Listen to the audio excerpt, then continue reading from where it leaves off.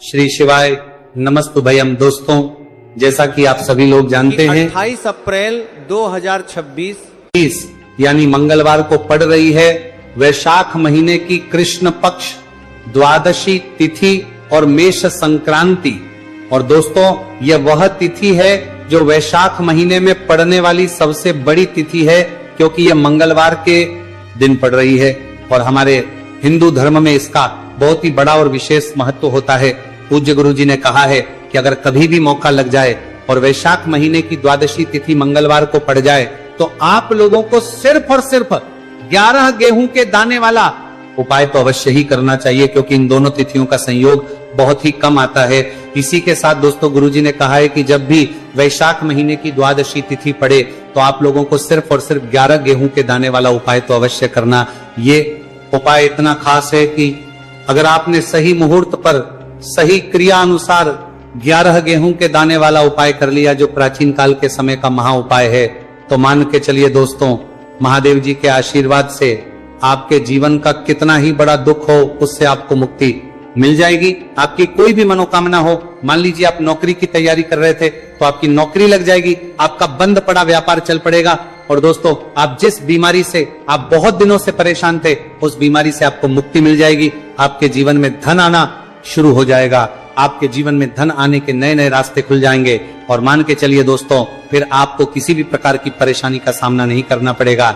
इसीलिए दोस्तों, 28 मंगलवार के दिन आप लोगों को इस वाले उपाय को जरूर कर लेना है। भले ही आपने पूरे साल भर इस उपाय को ना किया हो, पर अगर आपने इस वैशाख महीने में पड़ने वाली द्वादशी तिथि के दिन अगर इस वाले उपाय को कर लिया तो आपको इस उपाय को करने का वो फल मिलेगा जिसकी आपने कभी भी नहीं करी होगी। इसीलिए आप लोग इस गेहूं वाले उपाय को एक बार जरूर कर लेना, ताकि आप लोगों के हाथ से यह मौका ना जा सके और आपको इस उपाय को करने का फल मिल सके। दोस्तों, ये उपाय पंडित जी ने अपनी अभी की ही शिव महापुराण की कथा में बताया है, जो इस उपाय को आज हम आपको बहुत अच्छे से समझाने वाले हैं। इस वीडियो को देखने के बाद इस उपाय को समझने के लिए आपको कोई और वीडियो को देखने की जरूरत नहीं पड़ेगी। तो दोस्तों, इस उपाय को आपको कैसे करना है, कब करना है, कहां पर करना, और उपाय को करते समय आपको किन किन गलतियों को नहीं करना है और आपको किन किन बातों का ध्यान रखना है, ये सारी जानकारी हम आपको इस वीडियो में देंगे। तो चलिए भक्तों, उपायों को शुरू करते हैं। अगर आप भी चाहते हैं कि महादेव जी का आशीर्वाद आप पर सदैव बना रहे तो वीडियो को लाइक करें और कमेंट बॉक्स में हर हर महादेव जरूर लिखें। और अपने फायदे के लिए, गरीबी दूर करने के लिए इस वीडियो को पूरा देख कर जाना। यदि आज आपने वीडियो को बीच बीच में से देखा, काट काट कर देखा, तो जीवन में आपको कभी सफलता हासिल भी नहीं होगी। दोस्तों, ये 28 अप्रैल 2026 मंगलवार द्वादशी तिथि का दिन ये इतना खास होता है, इतना महत्वपूर्ण होता है। देखा गया है कभी कभी बड़े बड़े पूजा पाठ अनुष्ठान से जो मनोकामना पूर्ण नहीं होते, वह 14 अप्रैल मंगलवार के दिन एक छोटे से उपाय करने से ही आपकी मनोकामना पूर्ण हो जाती है। अब हम समझते हैं इस वाले उपाय को हमें करना किस समय है। इस 11 गेहूं के दाने वाले उपाय को हमें वैशाख महीने के मंगलवार के दिन करना किस समय है। जेंडी, कैसला, बनाला समय है। तो देखिए, इस उपाय को करने का जो समय है वह सुबह का समय है और शाम का समय है। अब देखिए, यहाँ पर हम मुख्य रूप से सुबह का समय नहीं बोलेंगे, क्योंकि 14 अप्रैल मंगलवार द्वादशी तिथि का दिन है और इस दिन प्रदोष काल के समय का बहुत महत्व होता है। बाकी अगर सुबह के समय भी करेंगे तो भी अच्छा होगा, उसमें कोई भी दिक्कत वाली बात नहीं है। तो चलिए जानते हैं इस विशेष उपाय के बारे में। लेकिन उससे पहले एक प्रार्थना, अगर आप इस चैनल पर नए हैं तो आप इस वीडियो को लाइक करें, हमारे चैनल सनातन धर्म का संसार को सब्सक्राइब करें और कमेंट बॉक्स में आप अपनी राशि, अपना नाम जरूर डाल दें, क्योंकि हम राशि से भाग्य भी बताते हैं और भाग्य में चल रही परेशानियों को दूर करने के लिए वो आसान से आसान उपाय भी बताते हैं। तो चलिए अब हम अपने सबसे पहले उपाय की बात कर लेते हैं। देखो, गुरुजी ने कहा है कि अगर मंगलवार के दिन द्वादशी तिथि पड़ जाए तो इस दिन आपको 11 गेहूं के दाने वाला उपाय तो अवश्य ही करना चाहिए। देखो, यह उपाय यदि आपके जीवन में कर्जा बहुत अधिक है, आपके जीवन में संकट बहुत अधिक रहते हैं, आपके ऊपर बहुत अधिक विपदा आ रही है, बार बार आपको अपने व्यापार में और अपने धन में हानि देखने को मिल रही है कि आपको प्रत्येक कार्य में हानि हो रही है, तो आपको ये उपाय करना चाहिए। देखिए, इस उपाय के लिए आपको 11 गेहूं के दाने आपको लेने हैं। ठीक है, 11 दाने लेने के बाद में आपको जरूरत होगी चावल के दानों की। 11 चावल के दाने और 11 गेहूं के दाने और चावल के दाने खंडित नहीं होने चाहिए। अब आप कहोगे पंडित जी गेहूं कहां से लेने हैं? देखो आपको किसी भी किराना स्टोर पर गेहूं के दाने आपको आसानी से मिल जाएंगे, जाकर ले लेना, ठीक है ना। 11 गेहूं 11 चावल के दाने लेने हैं। साथ ही साथ आपको एक तांबे का लोटा है और उस तांबे के लोटे में आपको जल भरना है। जल आपका खुद के घर का होना चाहिए, मंदिर का नहीं होगा। अब आप ये सब सामग्री लेकर पहुंच जाओगे महादेव के शिवलिंग के पास में शाम के टाइम पे प्रदोष काल में। देखो जब आप ये उपाय कर रहे हो तो अपना फेस रखना उत्तर दिशा नॉर्थ होगी, डायरेक्शन की तरफ। अब यहां पर जो मैं आपको क्रम बताने जा रहा हूं ना, उस मेरे क्रम को बहुत ध्यान से सुनिए। महादेव को अगर कोई सबसे प्रिय है ना, तो उनकी सबसे छोटी पुत्री जिनका नाम है माता अशोक सुंदरी, जो आपके पास में चावल 11 दाने हैं ना, उन चावल के 11 दानों को माता अशोक सुंदरी के स्थान पर आपको अपना नाम और गोत्र बोलते हुए समर्पित कर देने हैं, है ना। और चावल के दानों को रखने के बाद में जो आपके पास में तांबे का लोटा है ना, उस तांबे के लोटे को कहीं पे भी हम जल नहीं चढ़ेंगे। सिर्फ और सिर्फ माता पार्वती का जो हस्तकमल आपको दिख रहा है, यहीं पे गोल गोल आपको समर्पित करना है, उसी जल को, और कहीं नहीं। न तो माता अशोक सुंदरी के स्थान पर, न तो शिवलिंग के ऊपर, सिर्फ आपको यहाँ पे गोल गोल जलाधारी पर आपको उस जल को समर्पित करना है। अब आपके पास में बचे हुए हैं 11 गेहूं के दाने और बचे हैं। उन्हीं 11 गेहूं के दाने को आपको अपनी मनोकामना, अपने विशेष कहते हुए महादेव के शिवलिंग के ऊपर अगर आप द्वादशी तिथि के दिन प्रदोष काल में समर्पित कर देते हैं, तो आपकी जो भी मनोकामनाएं होंगी, जो भी विश होंगी, महादेव पूरी जरूर करते हैं। अन्न को समर्पण करने से, उस खासकर गेहूं को समर्पण करने से हमारी इच्छाएं पूरी होती हैं। और अगर वह दिन मंगलवार द्वादशी तिथि का दिन हो, तब तो इससे सुंदर संयोग कुछ भी नहीं हो सकता। आपकी इच्छाओं को पूरा करने के लिए स्पेशल बहुत प्यारा सा उपाय आप सभी को जरूर करना है। ध्यान में रखिएगा, ये उपाय प्रदोष काल में करना है। देखो गुरुजी ने कहा है, भगवान शिव के शिवलिंग पर 33 कोटि देवी देवताओं का वास होता है।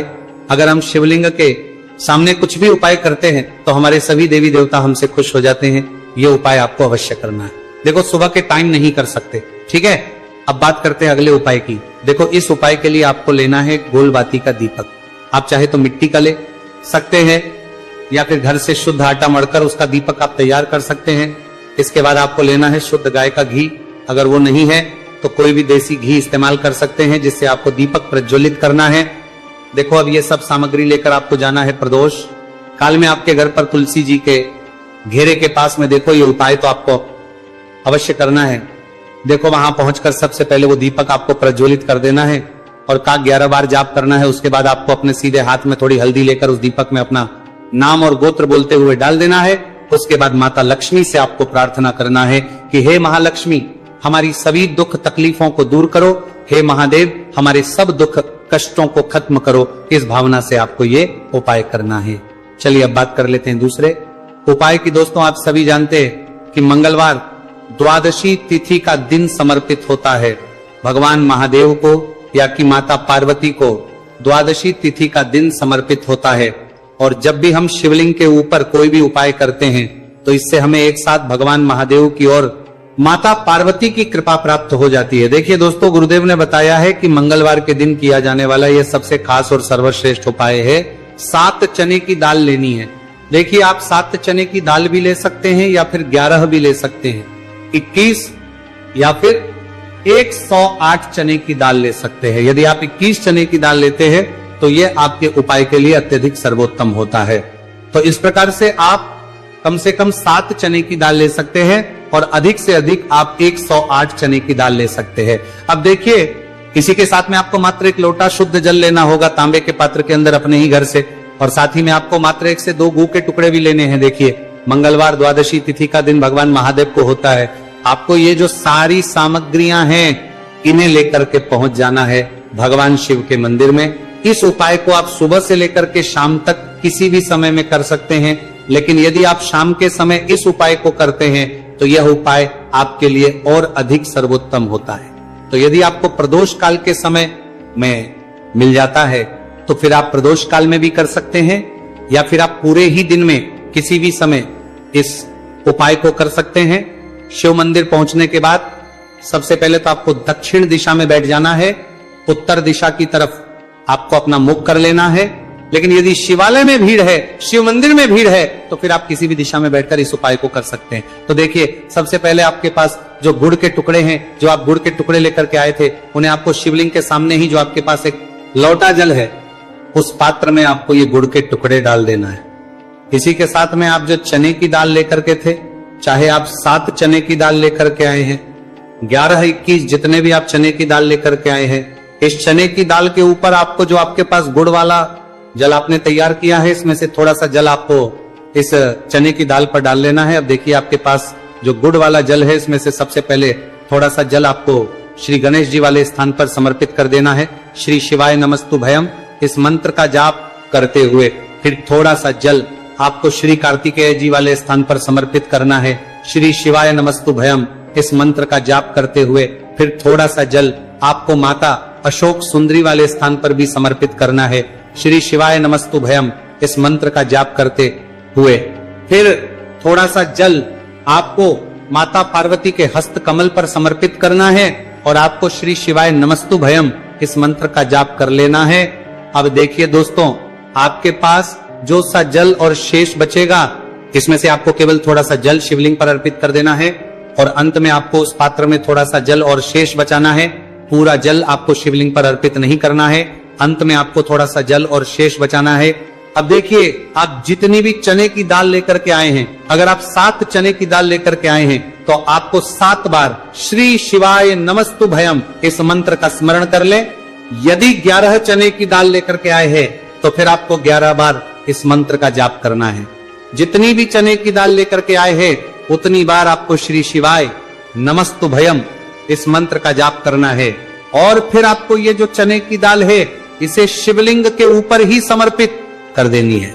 लेकिन आपको ये चने की दाल बृहस्पतिश्वर महादेव का स्मरण करते हुए ही शिवलिंग पर अर्पित कर देनी है और आपको अपनी मनोकामना को भी बोल देनी है। आप जो भी मनोकामना है, चाहे वो धन प्राप्ति को लेकर हो, नौकरी से संबंधित हो, विवाह से संबंधित हो, या फिर आपके मकान जमीन जायदाद से संबंधित हो, चाहे ग्राहक क्लेश से संबंधित हो, या फिर किसी भी प्रकार की जो मनोकामना है, उसे आपको बृहस्पतिश्वर महादेव से परिपूर्ण करने की प्रार्थना कर लेनी है। और इसके बाद आपके पास जो पात्र के अंदर थोड़ा सा से जल और बचा हुआ था, इसे भी आपको धीरे धीरे भगवान शिव की पर ही अर्पित कर देना होगा।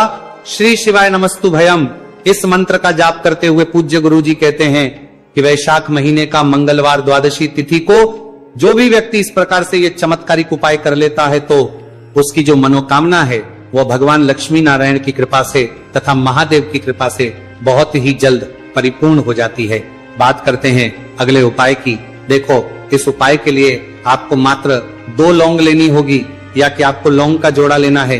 2 फूल वाली आपको लौंग लेनी है। लौंग का जोड़ा कहीं से भी खंडित नहीं होना चाहिए, इस बात का ध्यान रखें।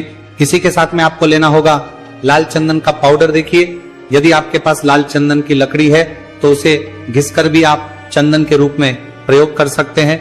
यदि पाउडर है तो उसका भी आप अपने उपाय के लिए प्रयोग कर सकते हैं। देखिए, चंदन जो है वो तेज का प्रतीक माना गया है और साथ ही साथ जीवन के अंधकार को दूर करने का प्रतीक माना गया है। अब इसी के साथ में आपको मात्र एक तांबे के पात्र के अंदर शुद्ध जल लेना होगा अपने घर से। अब दोस्तों, ये तीनों सामग्री लेकर के सीधे आपको पहुंच जाना होगा भगवान शिव के मंदिर में। देखिए, इसी के साथ में आपको एक गोल बाती का दीपक भी लेना होगा। दीपक आप मिट्टी का भी ले सकते हैं, शुद्ध आटा मढ़कर उसका भी तैयार कर सकते हैं, और दीपक में आप शुद्ध घी का प्रयोग करना है। लेकिन जैसे ही आप इन सभी सामग्रियों को मंदिर में लेकर के पहुंचेंगे, मंदिर में जैसे ही आप चौखट के वहां पर पहुंचेंगे, तो मंदिर की चौखट के सीधे तरफ आप जो अपने साथ एक गोलबाती का दीपक लेकर के आए हैं, उसे आपको सबसे पहले तो प्रज्वलित कर देना है। यानी कि जैसे ही आप मंदिर की चौखट के वहां पर प्रवेश करते हैं, तो उसके सीधे तरफ आपको ये गोलबाती का दीपक प्रज्वलित कर देना है। अब देखिए, जैसे ही ये दीपक प्रज्वलित करेंगे, तो आपकी जो भी मनोकामना है उससे आपको बोल देना है। आप इस दीपक को इस प्रकार से प्रज्वलित करने के बाद इन सभी सामग्रियों को शिवलिंग के पास में लेकर पहुंच जाना है।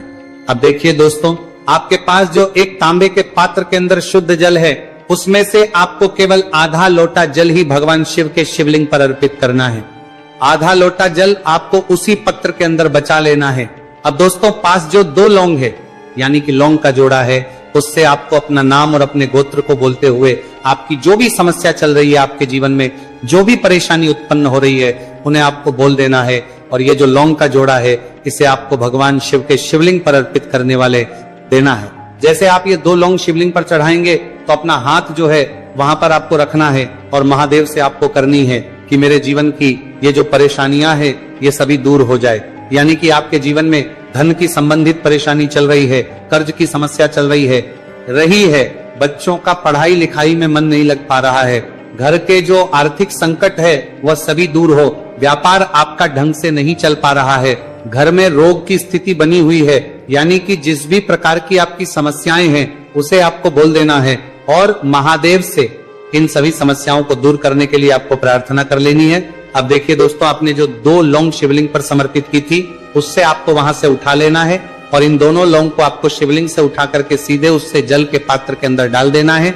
यानी कि अपने आधा लोटा जल और बचाया हुआ था उसी के अंदर आपको ये 2 लौंग डाल देनी है और साथ में आप जो लाल चंदन ले आए थे उस लाल चंदन को भी आपको उसी पात्र के अंदर डाल देना है। यानी कि आधा लोटा जल और बचा हुआ है तो उसी आधे लोटे जल के अंदर आपको ये लाल चंदन भी डाल देना है। अब देखिए, इस आधे लोटे जल में है जिसमें अपने 2 लौंग डाली है, लाल चंदन डाला है, उसे सीधे लेकर के आपको पहुंचना है बेलपत्र के वृक्ष के। वहां पर देखिए, बेलपत्र का वृक्ष यदि आपके घर पर है तो वहां पर आपको आ जाना है। आपके घर के पास कहीं भी है तो वहां पर आपको पहुंच जाना है और उसके बाद आपका जो मुख है वो दिशा की ओर होना चाहिए और उसके बाद आपको अपना नाम और अपनी गोत्र को बोलना है और पुनः अपने जो भी परेशानियां शिवलिंग के पास में बोली थी उन्हें आपको वापस से बेलपत्र के वहां पर भी बोल देनी है।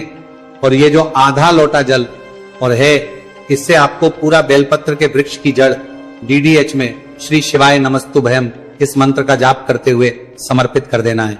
तो बस इतना सा उपाय आपको करना है। जो भी आपकी परेशानी है, समस्या है, उससे महादेव निश्चित ही दूर करेंगे। पूरे साल भर इस उपाय को ना किया हो, पर अगर आपने इस मार्गशीर्ष महीने में, तो आपको इस उपाय को करने का वो फल मिलेगा जिसकी आपने कभी कल्पना भी नहीं करी होगी। इसीलिए इस हल्दी दीपक वाले उपाय को एक बार जरूर कर लेना ताकि आप लोगों के हाथ से यह मौका ना